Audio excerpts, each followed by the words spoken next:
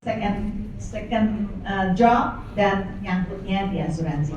Oke, tidak berlama-lama saya akan langsung bertanya kepada kedua narasumber nih, Ruth dan Anto. Ali Anto kan? Kadang-kadang suka dibolak-balik. Suka Anto, suka yang bawain talk show siapa sih? Ya. Oke, Ali Anto.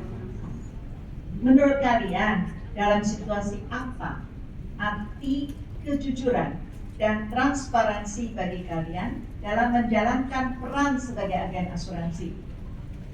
Dan bagaimana kalian menerapkannya dalam interaksi dengan klien kalian? Silakan, siapa yang mau jawab lebih dahulu? Kita jadi mata najwa. Aduh, setajam silat. Oke. Jadi transparansi dan kejujuran itu senantiasa saya bawa ketika saya menghadapi klien saya. Bagaimanapun kita bekerja kan mau profesional ya teman-teman ya. Kita nggak mau di kemudian hari ada sesuatu. Jadi tidak boleh ada dusta di antara kita. Dari awal kita masih kasih tahu. Jadi saya selalu menjelaskan mengenai klausul claim, mengenai klausul yang ada di polis yang tentu saja itu berhubungan dengan polis atau kebutuhan yang saat itu memang diinginkan. Jadi kita menjelaskannya benar-benar harus secara transparan, harus secara jujur supaya nanti ke depannya enak. Jadi kalau misalnya tadi teman-teman sudah bilang ya, perlu medical check up ya perlu medical check up gitu loh. Jangan ada yang disembunyikan karena dimanapun kita mau panjang di bisnis ini. Gitu Ibu. Silakan Ali. Ya. Kalau menurut saya kejujuran itu dalam arti saat kita memberikan solusi kepada calon nasabah kita ya, sama nasabah kita juga, bahwa kita itu harus jujur dalam menjelaskan program manfaat yang kita tawarkan kepada mereka. Nah, tidak hanya manfaatnya saja, tapi kita juga harus terbuka tentang limitasi-limitasi yang ada ya dengan program yang kita punya ini. Nah, jadi kita itu harus jadi orang yang profesional, dengan jujur dan transparan, seperti halnya juga dengan kayak premi gitu kan. Nah, preminya kita harus tahu bahwa ini premi tetap ini ada perubahan ke depannya. Nah, kita harus transparan sama calon nasabah kita. Terus proses SPAJ dari awal sampai hingga selesai, prosesnya seperti apa, kita kudu jelasin juga sama. Nah, cara klaim, nah itu yang paling penting ya, biasanya kan timbul masalahnya di situ. Nah, itu yang biasanya saya terapkan. Dan saya juga melakukan apa? Saya melakukan itu, saya tahu rata-rata nasabah yang beli sama saya itu mereka itu walaupun sudah dijelasin, nanti dia juga lupa. Jadi saya terapkan itu setiap tahun melakukan review, ya supaya setiap tahun itu saya ingatin mereka kembali bahwa oh ini loh manfaat yang sudah kamu miliki. Seperti itu. Berarti yang isu-isu belakangan ini banyak agent-agent yang panik karena ada perubahan harga, repricing dan lain-lain, hanya tidak alami dong.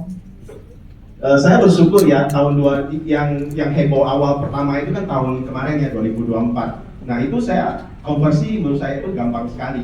Nah yang pertama saya lakukan adalah diri saya. Setelah itu ya udah saya lakukan ke semua nasabah. Ada nggak yang komplain? Ada sih, tapi mereka bisa mengerti. Jadi conversion rate saya itu boleh dibilang ya 100%. Jadi oke buat saya. Oke, nggak masalah ya. Kalau Ruth sendiri?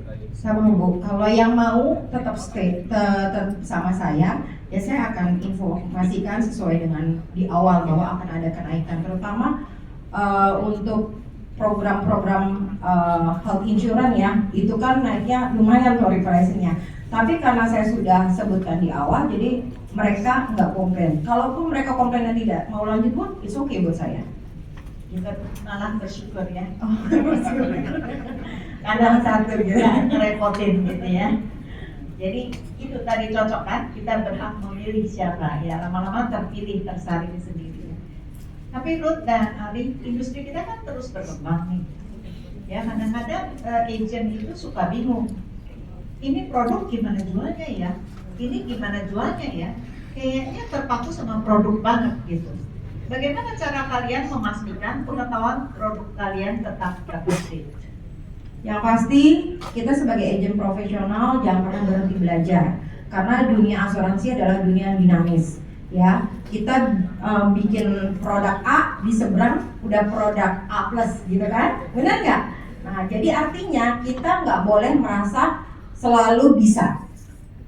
Di sini kan terutama di MDRT ini kita diajarkan untuk humble ya teman-teman. Jadi kita harus haus teman-teman. Agent profesional adalah agent yang mau belajar, mengupdate diri. Belajarnya selain dari pro university ataupun di agency, tentu ada tempat-tempat lain teman-teman bisa mengupgrade diri. Dan tentu saja ketika kita menjadi profesional, kita menjadi seseorang yang bukan cuma sebagai agent, tapi kita menjadi jawaban atas setiap solusi dari setiap kebutuhan mereka. Nah. Bagaimana dengan Ali? Ya, kalau saya kalau untuk upgrade diri itu yang paling gampang adalah dari pusat ya, dari Prudential sendiri, dan kedua adalah dari agensi kita. Dan itu saya yakin semua kita udah alami dan kita lakukan setiap minggu ya. Nah, Tunggu. Tadi bilang dari pusat ya, dan itu gampang sekali. Tapi banyak sekali agent, emang ada ya training ini? Emang ada ya training itu? Itu gimana tuh caranya lihat trainingnya ada? Nah, biasanya itu kebanyakan itu harus koordinasi sama leader ya. Jadi kalau teman-teman itu sudah dekat sama leader, pasti karena setiap leader itu, setiap agency itu kan punya ADS. Dan di mereka itu setiap leader itu pasti diinfo sama ADS-nya bahwa oh hari ini ada training ini, besok ada training itu. Nah, secara personal bisa nggak ngeceknya di mana? Bisa, lewat Proofos juga bisa Bu. Oh bisa ya. Nah, Jadi agent-agent tahu ya, agent pro kan. Nah, jadi lihatnya tadi di mana? Oke, silakan lanjut. Oke, sampai mana tadi saya? Oh ya, jadi itu adalah dua training yang biasa kalau pengalaman saya itu yang saya alamin ya dari pusat sama dari agency. Nah di luar itu teman-teman kalau menurut saya itu di bisnis ini kita juga tidak terpaku hanya tentang produk ya, tapi kita juga mesti upgrade diri dalam hal yang lain. Contohnya ya seperti saya juga ya ikutin kayak public speaking karena saya tahu kelemahan saya apa dalam kayak menghadapi begitu banyak orang tuh rasa takutnya ada. Jadi itu yang saya belajar.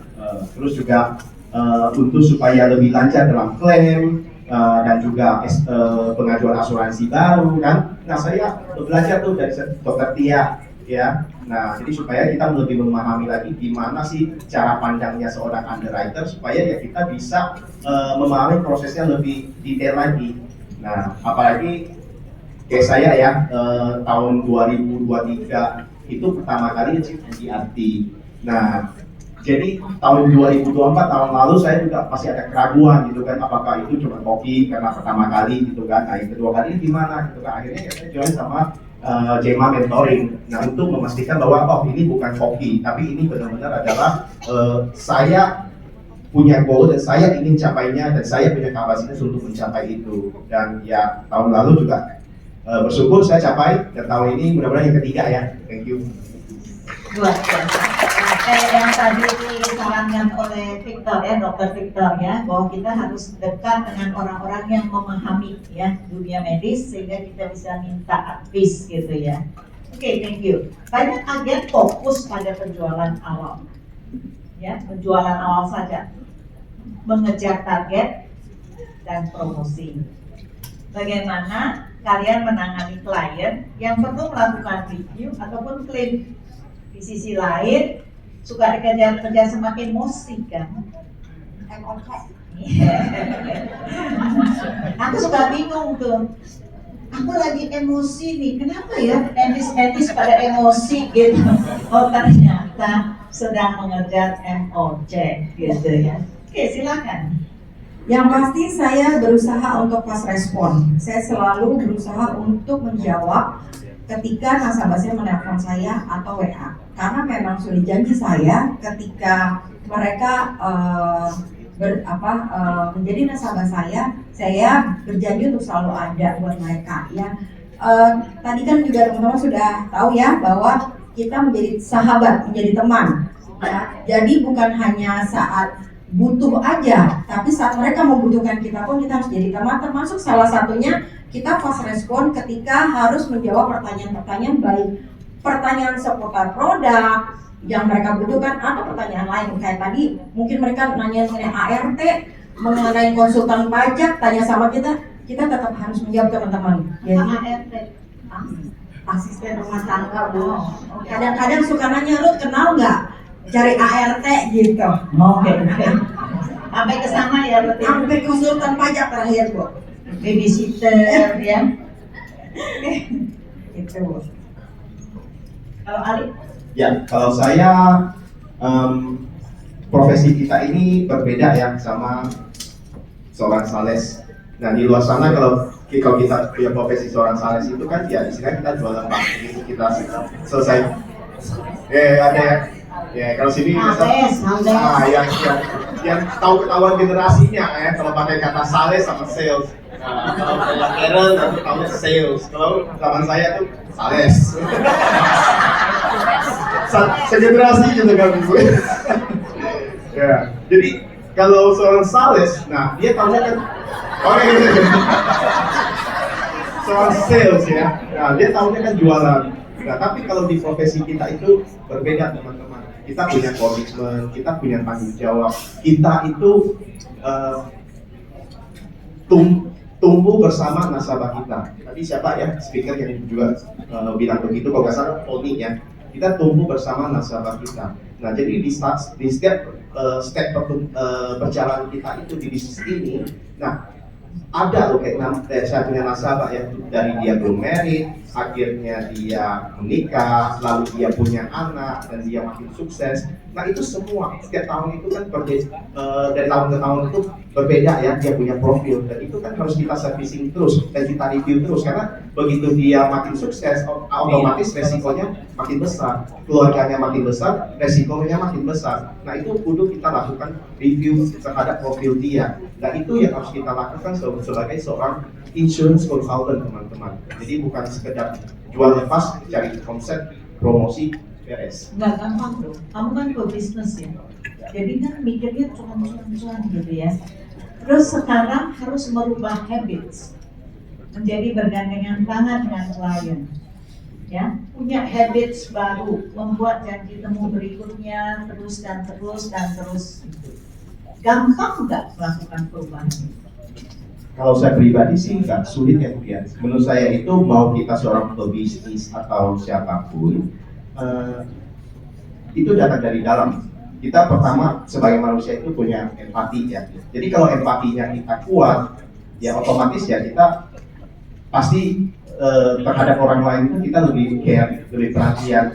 Nah, dan empati ini juga bisa datang itu secara netral, juga bisa datang dari pengalaman. Ada juga orang tertentu yang sudah mengalami sesuatu kejadian, akhirnya timbul empati tersebut. Nah, saya bersyukur bahwa ya dari awal saya memutuskan untuk menyerahkan diri di bisnis ini.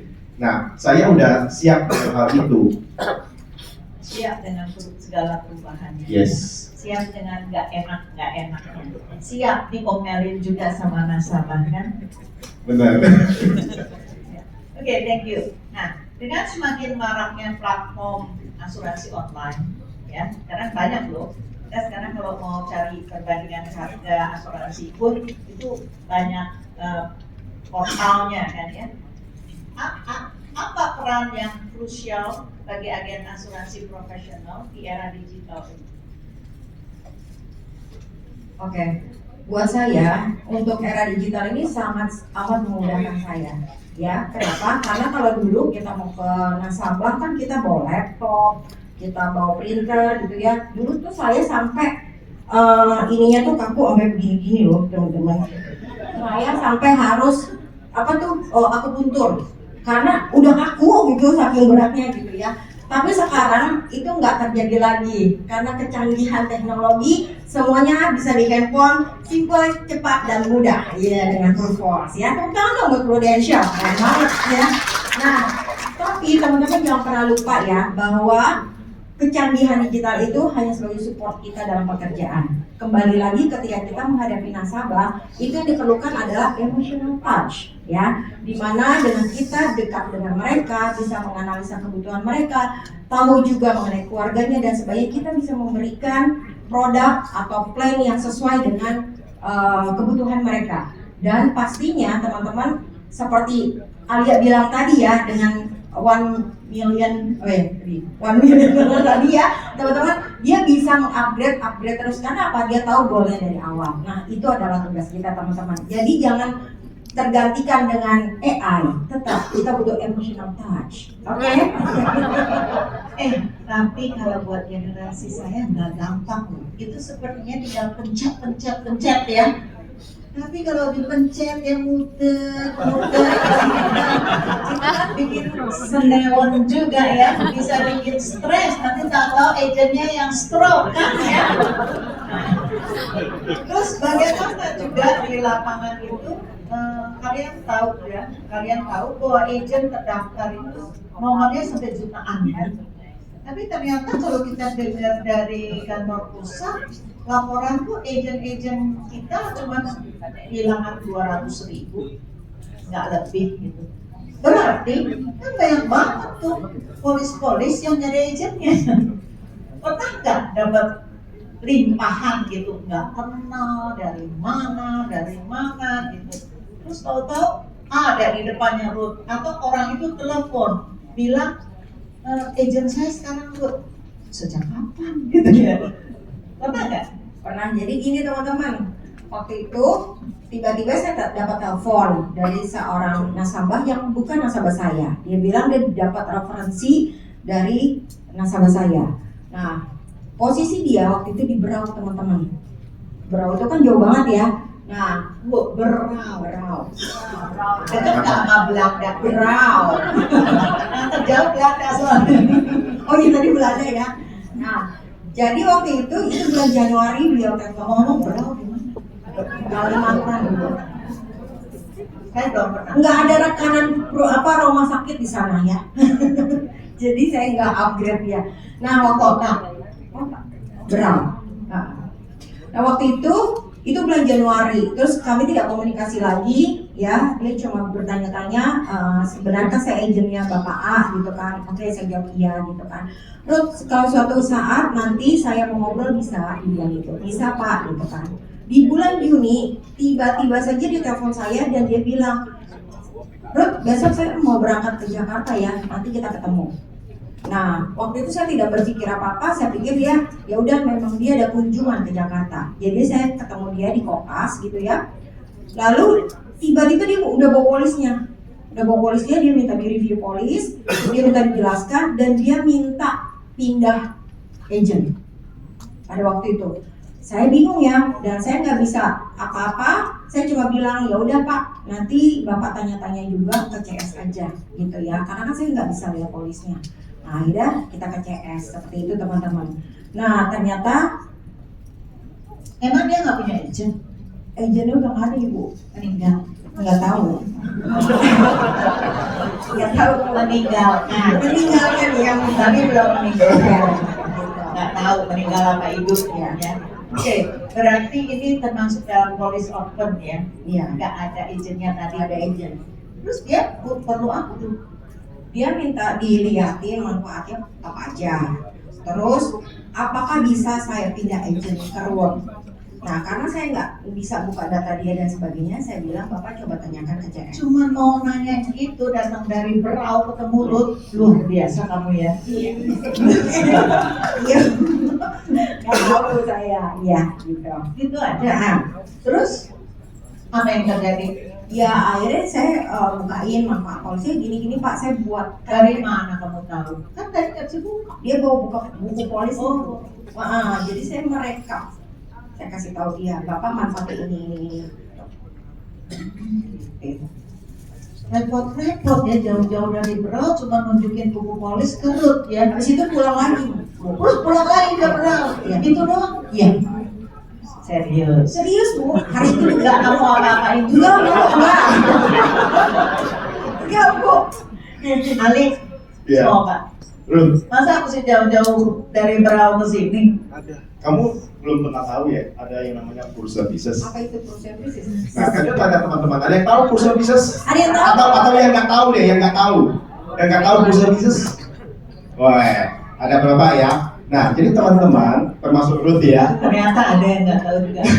Aku tidak Nggak tahu sendiri. nih, Aku tidak sendiri. Ya, jadi di Prudential tuh ada ya memiliki sebuah situs yang memberikan Link.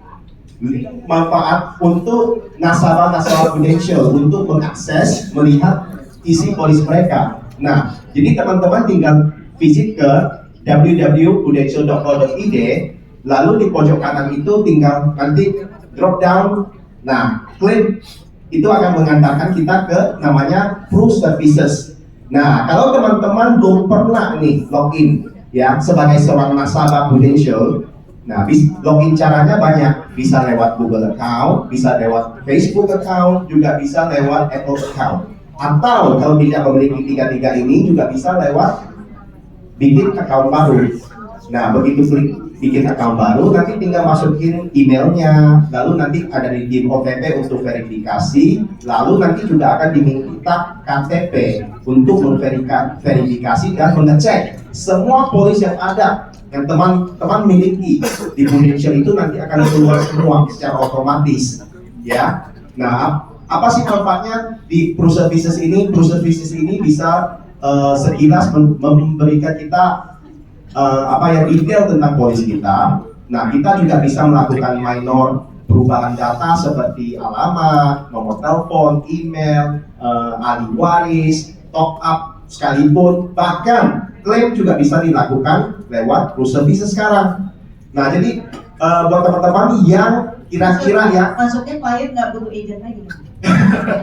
justru butuh agent untuk mengedukasi klien-kliennya kita. Oh, itu mesti diarahin sama Ya, klien ya. dan di luar sana tadi termasuk nasabah-nasabah saya pada nggak tahu. Nah, jadi kita tuh lah yang bertugas untuk mengedukasi mereka. Ini Nah, ada kalau kesempatan ya.